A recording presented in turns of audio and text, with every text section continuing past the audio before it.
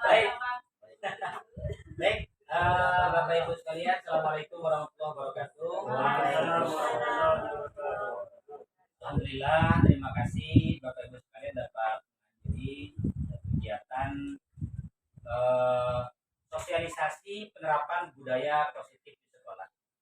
Kegiatan ini saya lakukan dalam rangka mempraktikkan aksi nyata terkait dengan program pendidikan calon guru penggerak angkatan 8 Kabupaten Natuna, dan saya selaku calon guru penggerak diwajibkan untuk membuat aksi nyata sosialisasi kepada Bapak Ibu sekalian.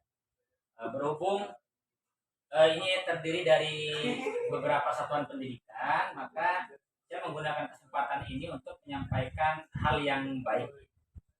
Dalam penerapan budaya positif di sekolah, Bapak Ibu sekalian, ini ada 7 konsep yang menjadi kunci bagaimana budaya positif bisa kita terapkan di sekolah. Yang pertama adalah perubahan paradigma belajar, kemudian penerapan disiplin positif, motivasi perilaku manusia, kebutuhan dasar, posisi kontrol restitusi, keyakinan kelas, dan juga segitiga restitusi. Mungkin bagi Bapak Ibu yang sudah pernah membuka PMM itu sudah tidak asing lagi, tapi mungkin bagi yang baru mendengar mungkin agak asing di telinga, restitusi kan itu.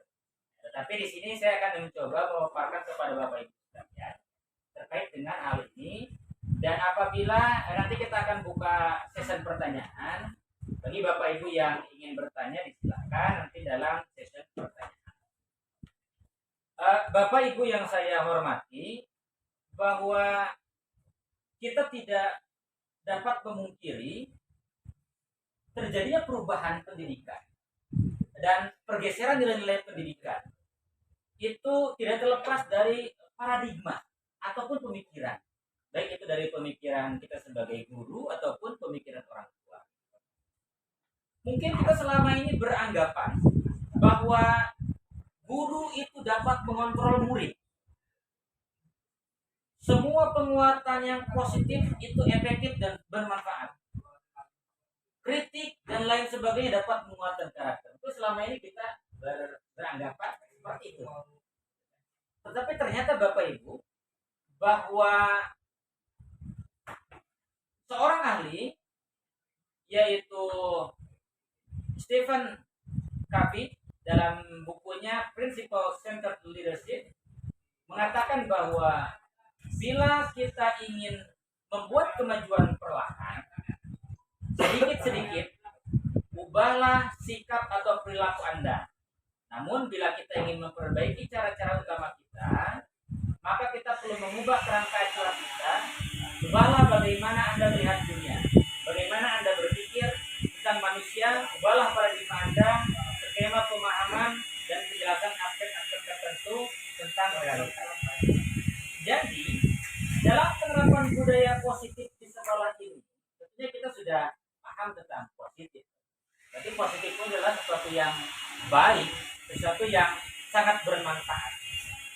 Maka yang pertama kali harus kita rubah adalah paradigma belajar kita, Bapak Ibu. Yang harus pertama kali kita rubah untuk menerapkan budaya positif. Kalau dulu kita beranggapan bahwa guru dapat mengontrol murid, ini kita sedikit kita rubah. Kalau dulu kita ingat tentang teori yang namanya stimulus respon. Ya, kita mungkin Bapak Ibu tidak aneh dengan stimulus respon. Ketika siswa diberikan stimulus A, maka akan menghasilkan respon B. Maka dalam kurikulum Merdeka itu ada yang disebut dengan teori kontrol. Maka perubahan awal yang pertama adalah kita coba bergeser dari stimulus respon kepada teori kontrol. Ya. Kalau di stimulus respon itu realitas atau kebutuhan kita sama. Contoh begini, ketika kita mengajar di kelas, kita beranggapan bahwa semua murid itu sama, dan terkadang kita cenderung memberikan pelajaran dengan cara yang sama juga. Antara si A, B, C, dan D itu diberikan pelajaran yang sama, strategi yang sama. Nah, sedangkan menurut teori kontrol bahwa realitas atau kebutuhan kita itu berbeda. Kemudian menurut teori stimulus respon, semua orang melihat hal yang sama. Sedangkan kalau di teori kontrol, setiap orang memiliki gambaran berbeda. Nah, tentunya kita sebagai guru terkadang memandang bahwa siswa itu harus sama pandangan dengan kita. Padahal realitanya tentu berbeda. Mungkin kita pernah menghadapi siswa yang kita kategorikan degil, kategorikan nakal, susah dalam belajar, sekali ditanya nggak jawab-jawab. Mungkin kita pernah bertemu dengan siswa yang seperti itu. Kemudian juga kita sering beranggapan bahwa perilaku buruk, ini ketika berbicara perilaku buruk tentunya banyak hal. Ketika anak-anak berisik, karena kita menganggap itulah perilaku yang kurang baik, gitu ya. Lari-lari, gitu. Terkadang kita beranggapan bahwa perilaku buruk dilihat sebagai suatu kesalahan menurut teori stimulus respon. Tetapi dalam teori kontrol bahwa semua perilaku memiliki tujuan, itu beda. Jadi mari kita bergeser dari yang awalnya, oh ini sesuatu yang buruk itu pasti salah. Maka kita geserkan bahwa tidak semua yang buruk itu salah. Saya berikan analogi Bapak Ibu. Misalkan ketika Bapak Ibu ataupun ada siswa kita datang ke sekolah terlambat atau telat datangnya itu. Menurut Bapak Ibu, ketika siswa itu datangnya jam 8, sedangkan sudah kita tentukan jam 7, itu salah atau benar Bapak Ibu? Salah ya? Oke. Nah, anak datang jam 8, padahal waktu jam 7, berarti kita menganggap itu adalah salah. Menurut Bapak itu baik atau buruk? Nah, di sini Bapak Ibu, terkadang kita menganggap semua kesalahan itu buruk. Padahal konteks baik dan buruk itu dapat dilihat dari kenapa siswa itu datang terlambat. Ya enggak?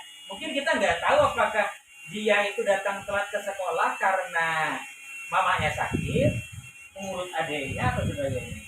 Terkadang ada pendidik yang ketika biasanya terjadi di SMA, kalau di SD jarang biasanya, apalagi kita di notabene di konteks di pulau itu. Biasa kalau di kota-kota besar itu, ketika siswa datang terlambat, ini tidak ditelusuri kenapa siswa ini datang terlambat. Terkadang hanya menjudge, udah kamu salah datang terlambat, diam di depan tiang bendera, hormat sampai jam 9.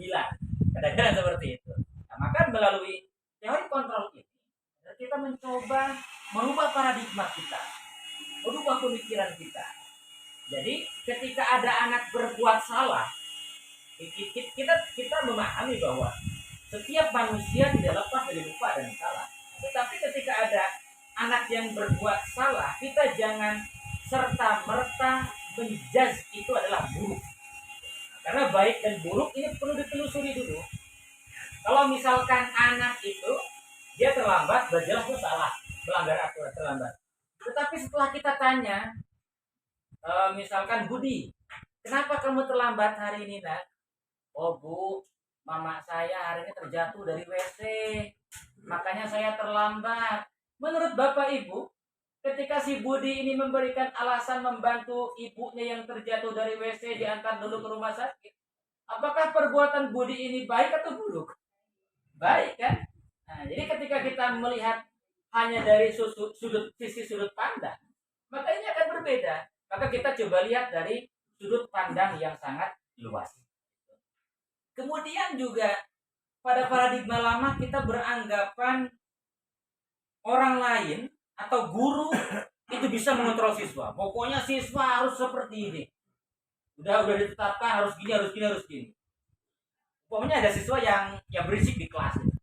Kita kadang-kadang terganggu kalau sedang mengajar siswa berisik, lari ke sana ke sini, "Hei, diam!" Bahkan sampai urat-urat kita keluar, ada yang dia nanti main lagi gitu kan. Nah, karena apa? Karena kita beranggapan bahwa kita mampu mengontrol orang lain. Padahal apa yang ditanya? Bahwa yang hanya bisa dikontrol adalah diri kita sendiri. Apakah kita bisa mampu mengontrol orang lain? Mungkin pada kondisi tertentu bisa. Tapi apakah orang lain menerima dengan kontrol kita? Belum tentu. Umpamanya misalkan ketika kita mengatakan kepada murid, anak-anak jangan berisik, kita lempar misalkan pakai, kalau zaman dulu pakai penghapus dilempar gitu ya. Mungkin anak itu diam ya diam, tetapi kita tidak tahu jauh di dasar lubuk hatinya bisa jadi dia dendam. Bapak ini nantilah besar nanti tumbuh nanti akan timbul dendam ujung-ujungnya.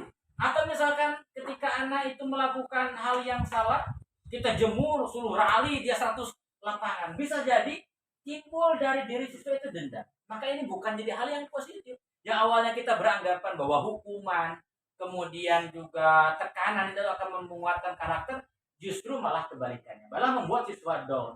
Siswa tidak mau belajar. Ketika kita paksa dan sebagainya, malah siswa nggak mau belajar karena siswa memiliki apa yang berbeda-beda. Kemudian kita terkadang berpikir bahwa pemaksaan ada pada saat bujukan gagal. Kita bujuk siswa yang asalnya nggak mau belajar, kita bujuk ini, terus setelah gagal biasanya kita paksa, kamu kalau nggak datang lagi nanti ibu beri nilai 2 nanti ikut di rapor, karena siswa takut kan, ya mau nggak mau dia. Tapi apakah hal itu akan berjalan terus efektif? Saya rasa tidak. Karena apa? Karena dalam menurut teori kontrol bahwa yang paling bagus adalah kolaborasi dan konsensus menciptakan pilihan-pilihan yang baik. Yang terakhir adalah model berpikir menang kalah. Dulu kita berpikir bahwa anak harus bagaimana caranya menjadi yang unggul. Kalau ketika anak kalah terkadang kita kecewa. Aduh, kamu ini gitu aja nggak bisa sama itu. Kadang kan gitu. Maka yang teori kontrol ini menawarkan bahwa model berpikir menang-menang. Apa itu menang-menang? Artinya menanamkan mindset kepada anak didik kita. Bagaimana grow up mindsetnya.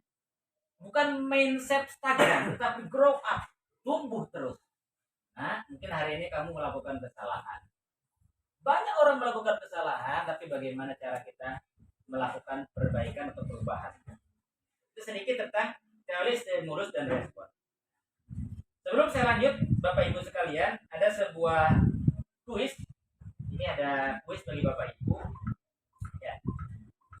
Umpamanya Bapak Ibu, ini saya memegang cek 1 miliar Bapak Ibu. Ini adalah cek 1 miliar yang bisa, barang siapa yang punya cek ini bisa mencairkan duit 1 miliar. Ini saya pegang nih.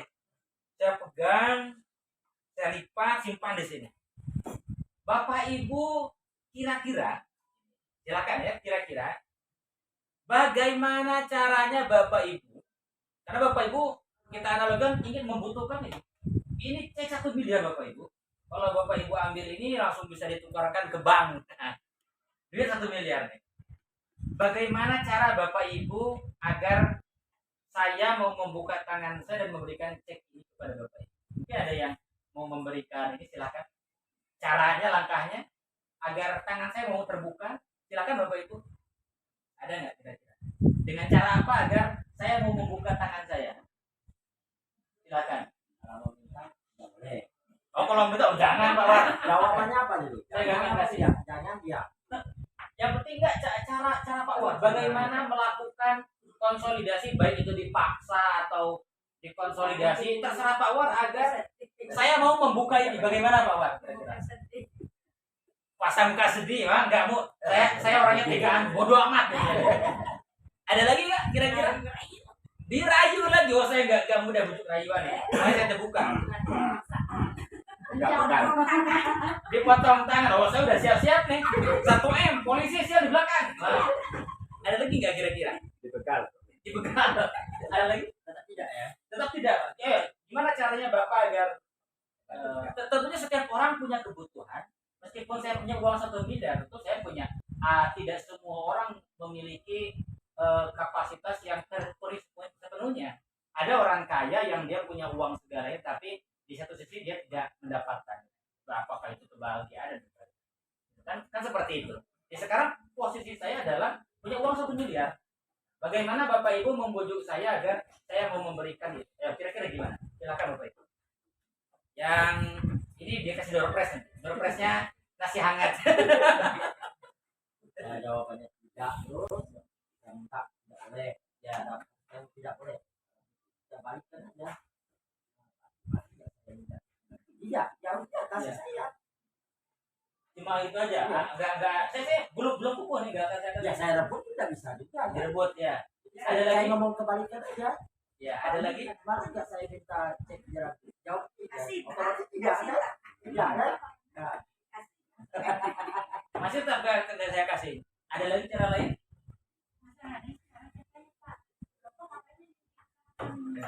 Itu. Ya, ini katakanlah cek ini. Iya, duit ini. Ya. Ya, agar katakanlah ibu kan pasti butuh juga uang itu kan. Gitu. Belum tentu saya butuh juga. Ya. Saya punya juga. Mana tahu yang punya ibu 2 miliar. Oke. Baik, Bapak Ibu. Jadi intinya adalah tentu di sini ketika kita paksa, otomatis akan ada perlawanan. Tapi perlu kita ingat bahwa mungkin tadi saya katakan bahwa saya punya uang sendiri, tapi belum tentu saya memiliki segala. Bisa saja Bapak Ibu kan bisa juga menawarkan kolaborasi. Panggi, saya ada bisnis bagus nih, misalkan gitu kan. Panggi kan punya uang 10 miliar nih. Gimana kalau kita kerja sama Panggi? Kalau Panggi kerja sama dengan saya, uang ini akan kembali dibagikan. Itu kan salah satu bentuk daripada kolaborasi. Maka ketika ada permasalahan di lapangan adalah tidak setiap bentuk pemaksaan itu akan berhasil, tetapi biasanya yang sering ini adalah bagaimana cara kita berkolaborasi. Maka disinilah kita mencoba perubahan paradigma kita. Karena sebelum kepada hal-hal kita rubah dulu mindset pemikiran kita. Itu tentang perubahan paradigma dalam belajar. Kemudian yang selanjutnya untuk menerapkan kunci budaya positif ini adalah melakukan penerapan disiplin. Kira-kira menurut Bapak Ibu disiplin itu kayak gimana? Apa sih disiplin itu? Kita sering dengar kata disiplin. Bagaimana itu disiplin kira-kira Bapak Ibu? Banyak Bu ya? Gimana tuh Bu? Ya.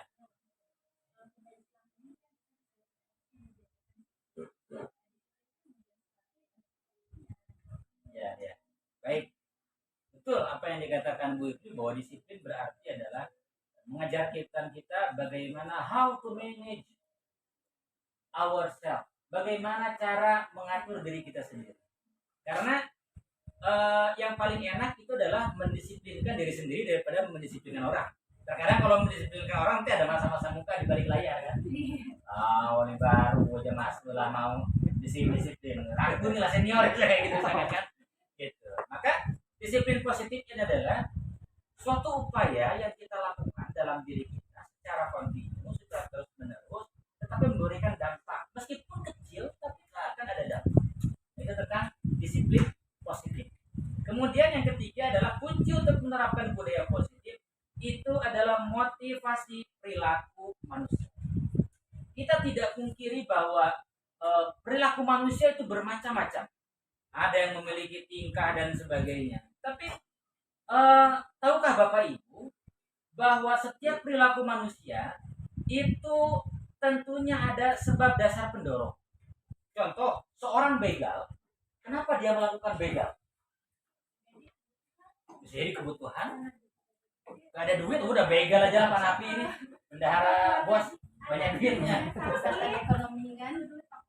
Ekonomi untuk happy. Kadang ada begal untuk happy, ada juga begal karena kebiasaan, desakan, hobi, ada karena dendam. Wah ini bapak ini kemarin lagi utang serapa begal ini. Banyak sekali motif perilaku daripada manusia. Terkadang dalam dunia pendidikan bahwa menurut Diane Gosen dalam bukunya Restructuring School Discipline menyatakan ada 3 motivasi perilaku manusia dalam pendisiplin. Pertama, orang akan disiplin untuk menghindari ketidaknyamanan atau hukuman. Aduh, saya nih kalau datang ke sekolah jam 8 masih TPP dipotong ini kan. Mau nggak mau datang ke sekolah kan. Itu satu motivasinya. Yang kedua untuk mendapat imbalan atau penghargaan dari orang lain. Wah ini biar saya jadi guru teladan, biar dapat tambahan TPP 1%, harus kinerjanya A plus plus plus ya. Maka itu kan akan menjadi dorongan. Yang ketiga adalah motivasi perilaku manusia untuk menjadi orang yang mereka inginkan dan menghargai diri sendiri dengan nilai-nilai yang mereka percaya. Jadi tiga motif ini tentu memiliki peranan yang berbeda. Kalau umpamanya kita mendisiplinkan diri karena untuk menghindari ketidaknyamanan atau hukuman, kira-kira ini apa efek itu? Tidak, Bu ya. Kita disiplin cuma karena takut di ini kepala sekolah aja. Ketika kepala sekolahnya nggak masuk, udah amat lah ini sekolah milik saya sendiri kan, gitu kan, nggak ngajar dan sebagainya. Atau misalkan karena takut pengawas nanti datang nilainya jelek, buat RPP dan sebagainya. Nanti ketika pengawas nggak ada, ya udah balik lagi ke posisi awal, kan gitu. Ketika kita disiplin karena motivasi yang pertama menghindari ketidaknyamanan atau menghindari. Yang kedua, disiplin karena ingin dapat pujian, dapat imbalan. Oh, saya harus datang ke sekolah biar dipuji Pak Anggi, biar dipuji Pak Kepala Sekolah. Ternyata nggak dipuji, nggak dapat imbalan apa-apa, sakit hati nggak? Sakit hati. Wong kita melakukan hal yang baik karena ingin dipuji. Tetapi yang paling baik adalah motivasi yang ketiga, bahwa kita melakukan disiplin atau orang tersebut disiplin karena apa? Untuk menjadi orang yang mereka inginkan dan menghargai diri sendiri dengan nilai-nilai yang mereka percaya. Oh, saya sudah pegawai, saya sudah disumpah meskipun saya honor kontrak daerah, meskipun saya honor kontrak, tapi saya dibayar oleh pemerintah 1 juta sebulan, saya harus semangat. Saya harus datang ke sekolah jam 7 untuk menciptakan anak-anak yang hebat.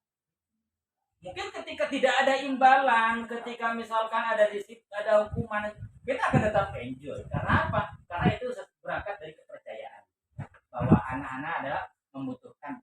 Jadi Bapak Ibu adalah mari kita rubah paradigma kita bahwa kita disiplin bukan untuk menghindari hukuman, tapi ataupun bukan untuk mendapat penghargaan dari orang lain, tapi mari kita coba adalah untuk bagaimana menghargai diri sendiri. Kita tenangkan dari nilai kepercayaan, keyakinan di dalam diri kita. Itu tentang motivasi perilaku manusia. Karena tidak selamanya Bapak Ibu memberikan hukuman kepada siswa akan berdampak baik.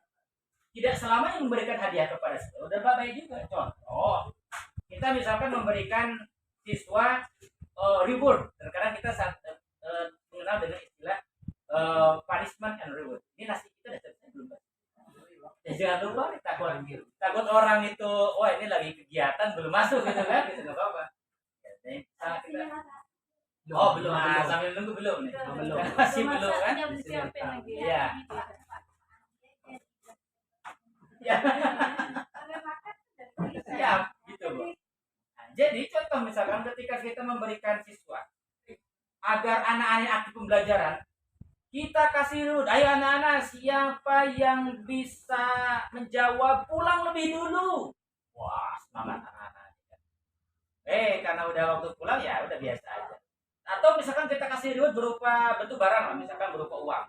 Ayo siapa yang bisa menyelesaikan tugas ini akan ibu kasih uang 2.000 rupiah. Semangatlah anak-anak. Pertanyaannya, ketika nanti tidak kita lakukan hal yang serupa, atau misalkan ada guru lain, ketika kita sakit, ada guru lain masuk ke pembelajaran kita menggantikan, ternyata karena kelas kita sudah terbiasa dengan reward, dikasih hadiah, permen, duit, dan sebagainya. Ternyata guru yang menggantikan kita ini tidak menerapkan hal yang sama. Kira-kira apakah akan sama dengan yang kita lakukan atau beda hasilnya Bapak Ibu? Beda. Karena anak-anak termotivasi dengan uang, termotivasi dengan hadiah, termotivasi dengan. Jadi tidak selamanya reward itu akan memberikan dampak yang positif. Tetapi ketika kita menanamkan keyakinan kepada anak didik kita, kepada rekan kerja kita, maka itu akan melekat dalam diri kita. Nah, begitupun dalam ibadah kita kepada Tuhan Yang Maha Esa, kepada Allah Subhanahu Wa Taala.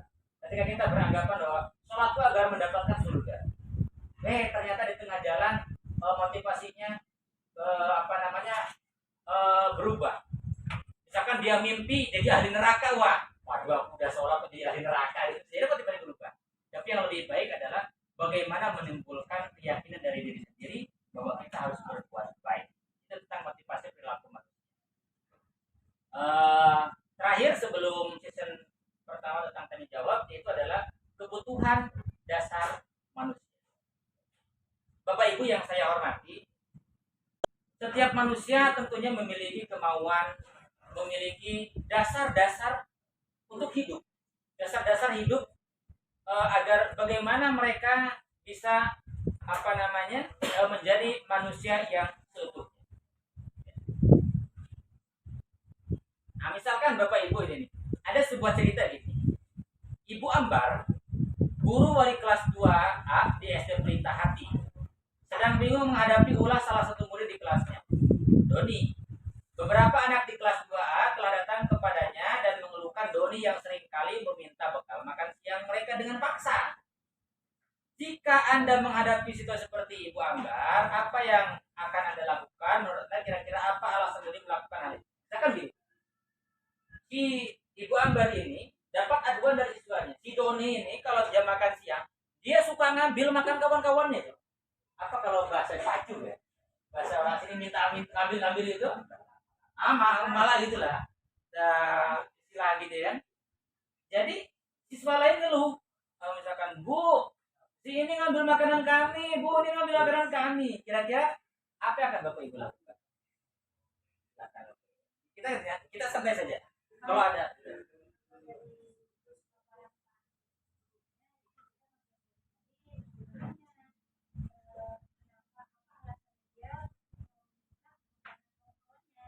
oke. Ya, ya. Oke. Betul. Tapi kalau misalkan sebelum mendapat paparan ini selama ke belakang kalau Ibu temui kayak gini kayak gimana kira-kira? Orang panggil lah ya. Itu ya, panggil tak. Kalau ada tahu baru kita bisa melakukan langkah berikutnya. Oke. Biasanya memang gitu. Biasanya kayak gitu ya saya. Ah, ini degil betul ya kan. Kalau kita bilang degil nanti ada degil. Iya, betul. Baik Bapak Ibu. Seperti itu Bapak Ibu.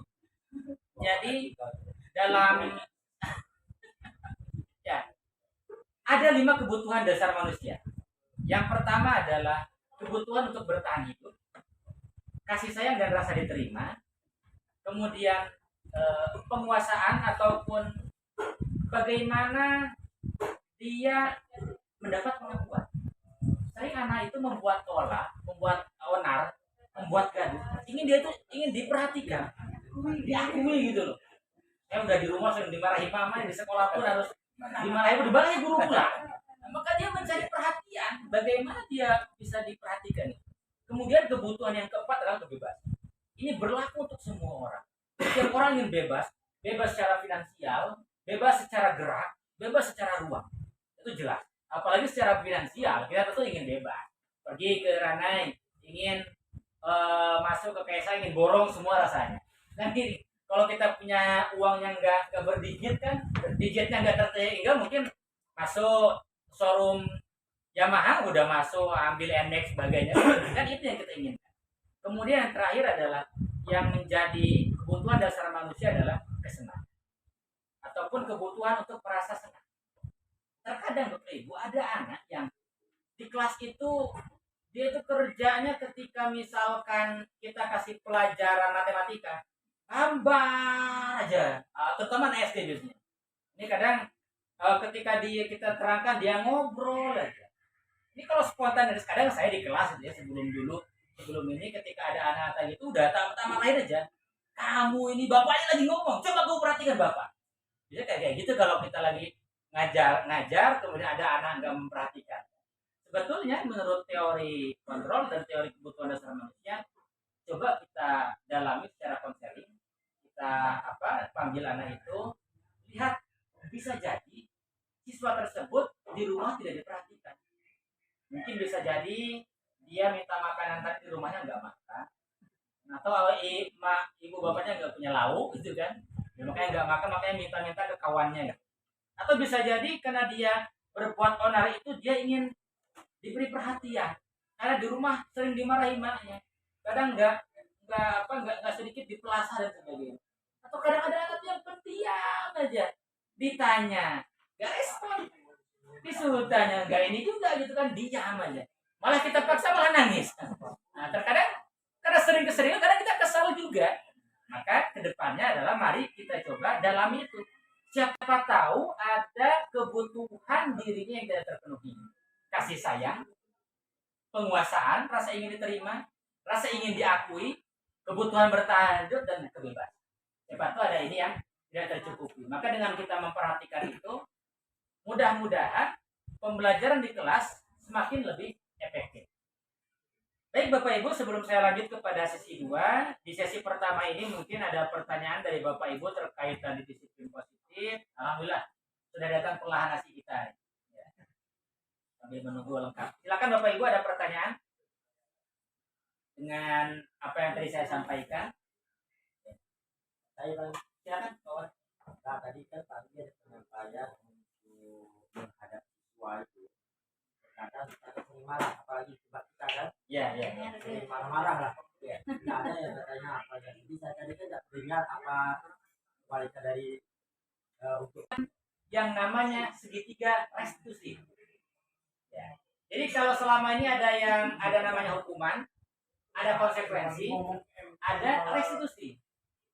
Kalau hukuman itu kan lebih kepada apa namanya? Kita membuat sebuah hukuman tentu agar anak ada perubahan. Tetapi belum tentu dalam diri anak muncul ingin rasa berubah. Kan belum tentu. Nah, kemudian yang kedua konsekuensi. Misalkan, ketika kamu terlambat pasti kamu harus berderit yang misalkan harus melakukan hal ini. Nah, maka cara yang paling baik yaitu melakukan segitiga restitusi. Bagaimana itu segitiga restitusi? Segitiga restitusi itu adalah pertama mengidentifikasi.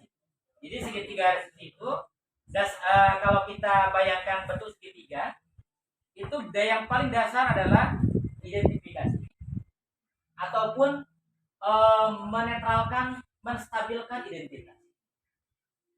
Yang kedua setelah menstabilkan identitas itu adalah memvalidasi kesalahan. Yang ketiga baru di situ menerapkan keyakinan. Apa itu menstabilkan identitas? Contoh, ketika siswa itu terlambat. Kalau ada siswa terlambat, jangan langsung kita marahi. Misalkan, atau selain terlambat dia buat kesalahan apa lagi. Kita panggil dulu dan usahakan jangan di depan publik. Kita panggil, kita stabilkan dulu emosinya. Mungkin bisa dengan cara, kita manusia tentu pernah membuat kesalahan, kan gitu.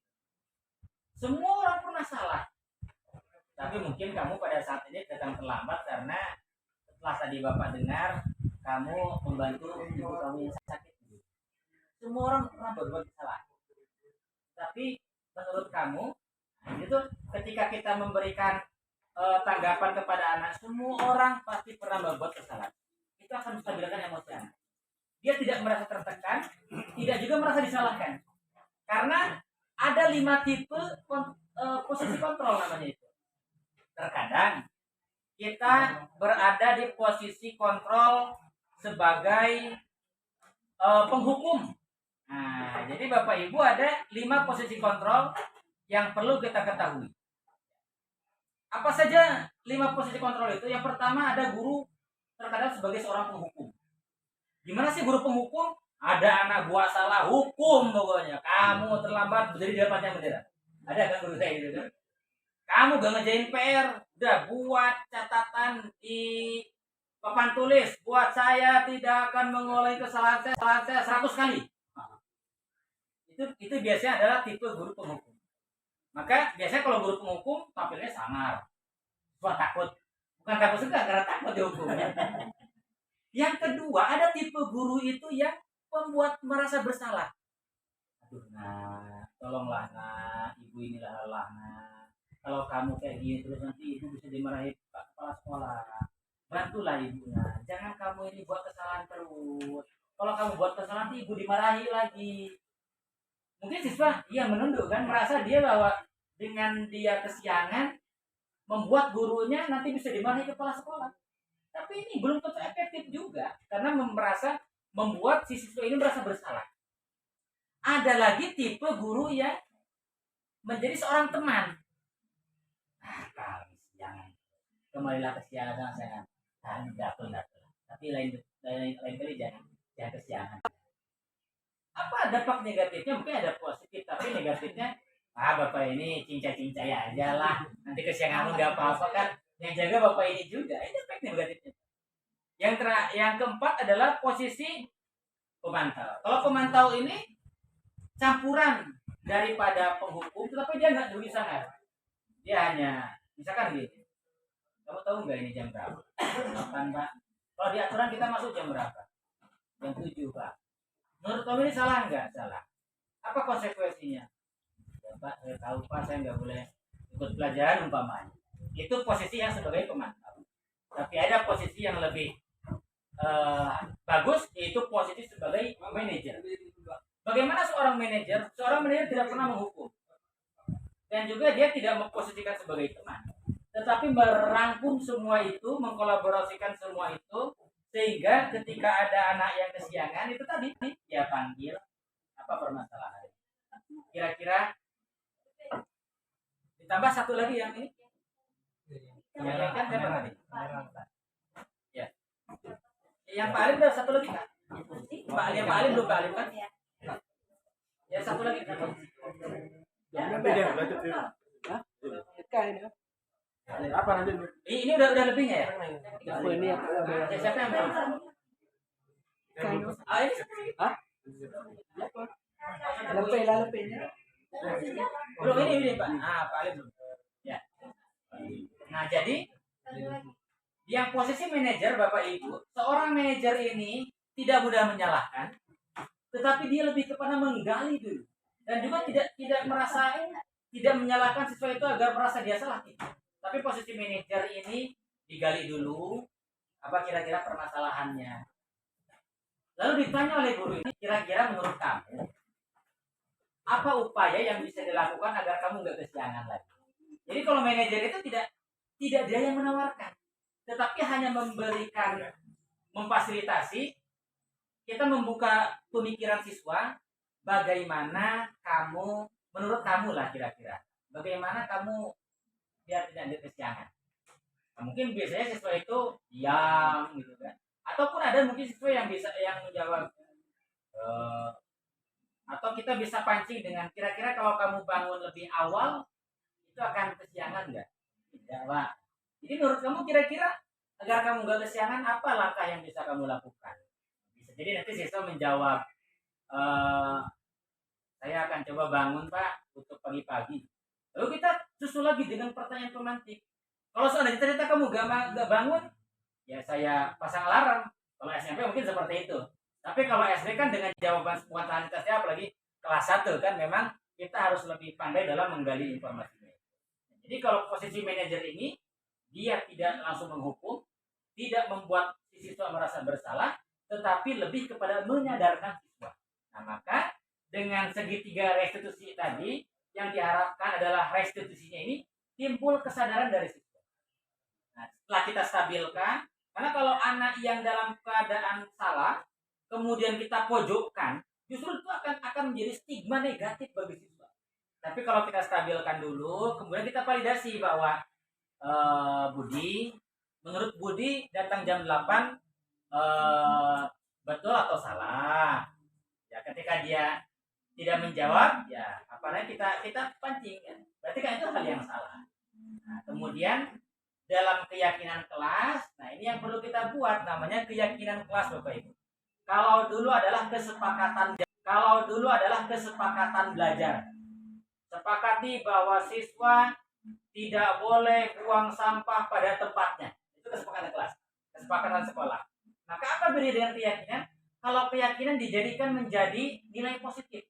Kalau dalam peraturan sekolah atau peraturan kelas tidak boleh membuang sampah pada tempatnya, maka kita rubah dulu ke dalam bentuk kalimat positif, yaitu misalkan kalau kalimat negatifnya tidak membuang sampah sembarangan, kalau positifnya gimana kira-kira?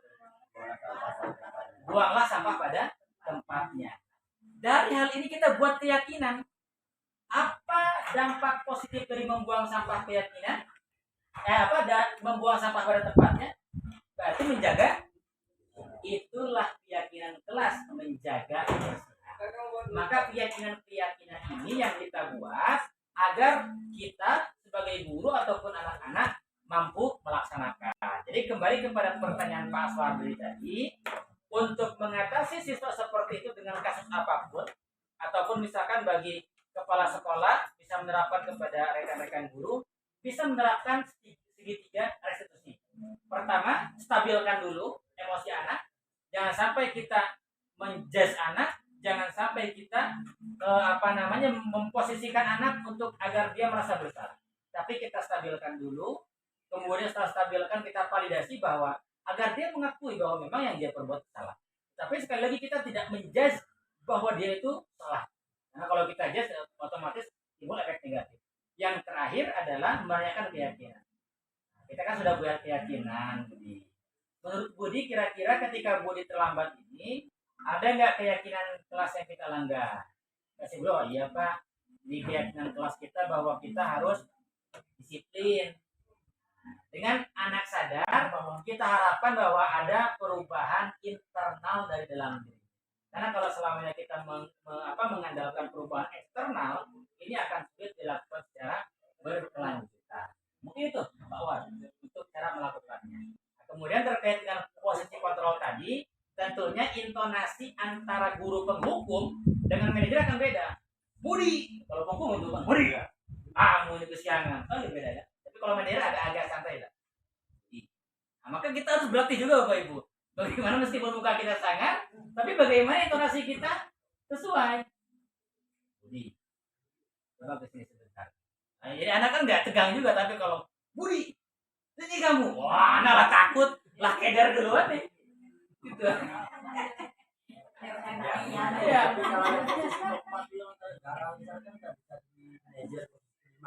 Iya. Ya, posisi bisa jadi posisi kelima saja. Ya. Masih di posisi ketiga. Oh, itu kesulitan juga kan biar terus anaknya baik-baik terus anak kita seperti itu terus. Ya, nah makanya kita berusaha. Mungkin sekarang ada yang di posisi penghukum. Mungkin sekarang kita ada di posisi pembuat merasa bersalah, ada di posisi teman, ada di posisi pemantau, mungkin bahkan ada juga yang di posisi manajer. Maka harapan kita adalah ingin posisi kontrol tentu di posisi manajer. Agar apa?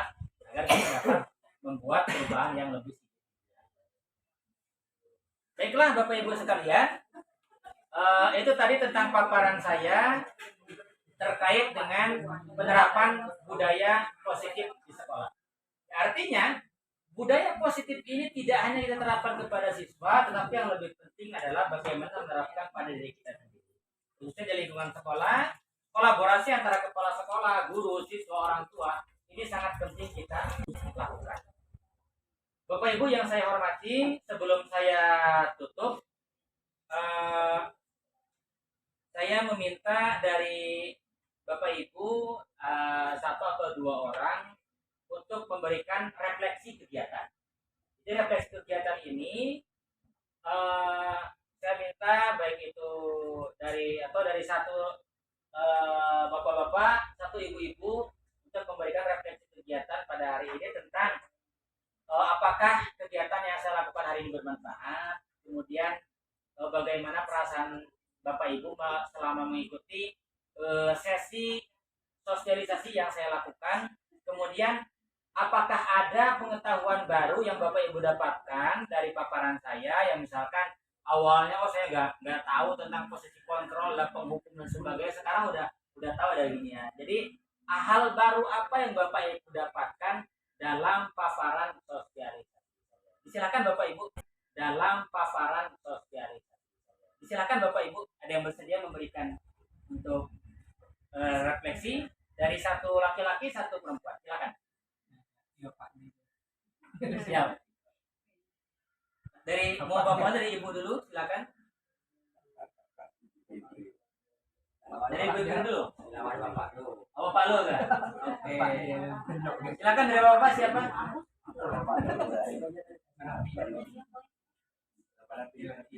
Silakan bersedia.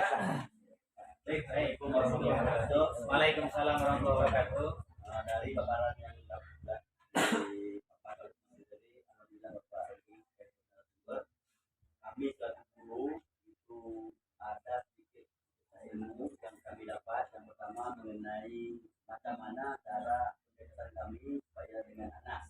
Dan selama ini kami itu menganggap anak itu salah, tak salah, tapi kami tidak mencuri kenapa anak berbuat salah. Gitu.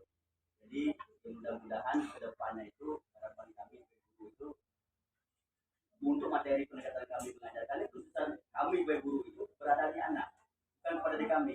Sehebat macam-macamnya pun kami sebagai guru, tetapi kalau anaknya tidak mampu itu sama juga dengan 2 kali 5 10 itu. Jadi harapan saya sebagai guru mudah-mudahan nanti ke depan materi seperti ini kita lebih kita lagi lah. Nah, kita buat tempat itu, jadi kami sebagai guru ini lebih konsentrasi, lebih fokus. Nah, jadi sangat banyak dengan lagi. Dan mudah-mudahan paradigma mengajar kita, pola pikir mengajar kita. Sekarang guru bukan lagi sebagai guru bukan lagi sebagai center. Anak itu kita bisa ngapa-ngapa, guru lah. Itu keberhasilan anak dari guru. Nah itu dapat mereka alami di sekolah. Nah, jadi mudah-mudahan ilmu yang kali ini dapat kami terapkan di sekolah kami masing-masing. Mudah-mudahan kita sendiri bagi lebih kita perbanyak lagi lah. Nah, demi kemajuan pendidikan kita di Kota Potiga. Baik, terima kasih kepada materi. Assalamualaikum warahmatullahi wabarakatuh. Assalamualaikum warahmatullahi wabarakatuh. Terima kasih Pak Hanafi. Baik, assalamualaikum warahmatullahi wabarakatuh.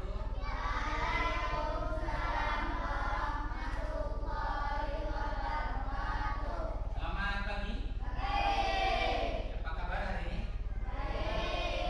Ada yang sakit? Tidak ada yang sakit ya, sehat semuanya. Oke, baik. Anak-anak sekalian, mesinnya di mesin itu ada apa kira-kira? Ada yang pernah tahu nggak? Berarti kalau mesinnya mati ada bannya, motor ada bannya, tapi mesinnya mati, maju nggak motornya? Nah, kenapa? Karena mesinnya mati. Dalam mesin itu ada sebuah gear kecil. Ketika gear yang kecil itu berjalan, maka yang besar pun ikut berjalan. Begitupun dengan hal positif di sekolah. Dari satu hal yang kecil, maka akan tercipta yang besar. Maka Bapak harap kalian bisa melaksanakan hal yang kecil ini. Terima kasih atas perhatiannya. Assalamualaikum warahmatullahi wabarakatuh. Waalaikumsalam. Tadi yaitu salam kepada nanti akan tidak dengan Bapak saja ya, dengan semua guru. Ketemu Pak Ismail salam, ketemu Pak Rahman salam, ketemu Pak Auli salam, ya, paham? Oke.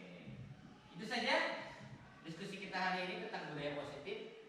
Bapak harap kalian bisa melaksanakan hal ini. Ketika suatu hal yang kecil dilakukan terus menerus, itu akan menjadi sebuah yang besar. Kalian tahu sepeda motor? Tahu Honda? Di Honda itu ada apanya aja? Yang menggerakkan Honda apa? Mesin. Kemudian ada apa lagi itu? Yang dari karet? Ban. Kalau Honda ada bannya maju nggak? Kalau nggak ada bannya dia bisa maju nggak? Nah, oke. Yang menggerakkan ban apa itu? Mesinnya di mesin itu tadi, yaitu salam kepada. Nanti akan tidak dengan Bapak saja ya, dengan semua guru. Ketemu Pak Ismail salam, ketemu Pak Rahman salam, ketemu Pak Auli salam, ya, paham? Oke. Itu saja diskusi kita hari ini tentang budaya positif. Bapak harap kalian bisa melaksanakan hal ini. Ketika suatu hal yang kecil dilakukan terus menerus, itu akan menjadi sebuah yang besar. Kalian tahu sepeda motor? Tahu Honda? Di Honda itu ada apanya aja? Yang menggerakkan Honda apa? Mesin. Kemudian ada apa lagi itu? Yang dari karet? Ban. Kalau Honda ada bannya maju nggak? Kalau nggak ada bannya dia bisa maju nggak? Nah, oke. Yang menggerakkan ban apa itu? Mesinnya di mesin itu. Kalau yang salah itu biasanya orang kalau ke sini adalah salah. Ya. Kemudian ke TV juga salah. Ya. Tapi yang benar adalah di Paham? Sekali lagi, contoh yang benar adalah salamnya di hidung, dicium tangan gurunya. Paham? Oke, terima kasih, silakan. Akan coba kita lakukan dari mulai hari ini sampai ke depannya, ya, tidak ada batasan waktu. Meskipun kalian sudah di SMP dimanapun, ketemu guru SD kalian harus paham? Yakin bisa melakukan itu? Yakin? Ya. Baik, itu saja diskusi kita hari ini. Bapak akan minta nanti akan melihat keyakinan kalian, kesungguhan kalian melaksanakan budaya positif ini. Kita mulai dari satu yang kecil tadi, yaitu Assalamualaikum warahmatullahi wabarakatuh. Ini saya sudah kembali lagi di sekolah, akan melihat bagaimana dampak dari hasil diskusi tentang budaya positif. Ya,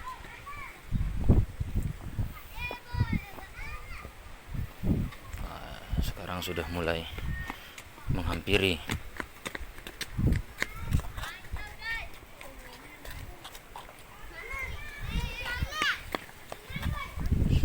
ada perubahan. Kemarin waktu hari kemarin cuek-cuek saja, nah, sekarang udah mulai. Ya, assalamualaikum.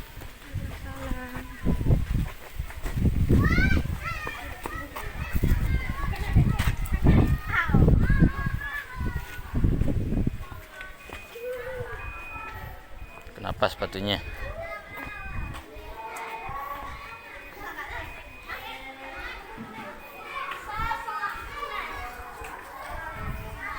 Itulah hasil dari budaya positif tentang menghormati kepada guru atau salam kepada guru yang telah saya terapkan khususnya di kelas 6 SD 04 Serantas.